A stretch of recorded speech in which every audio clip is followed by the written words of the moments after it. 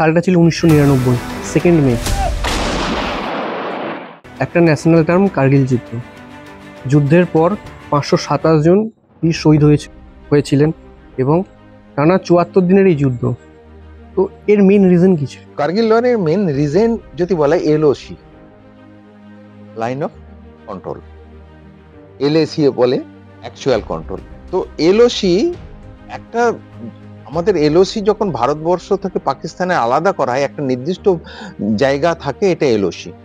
ওই এলওসি যদি কোনো পাকিস্তানের মানে পড়োশী দেশ যদি ক্যাপচার করে নেয়, তো ভারতবর্ষের যে কাজটা থাকবে যে ওকে আমাকে রিমুভ করে দিয়া পাকিস্তানকে ওখান থেকে হটিয়ে দেয়, ওদের সৈনিকদের হটিয়ে দেয়, যেমন করেই হোক না, যেই আসুক না কেন, আমাদের জমির উপর কেউ যদি চোখ উঠিয়ে দেখে তো একটা সৈনিক হওয়ার কাজে ওই চোখ তাদের গেলে দেওয়া দরকার।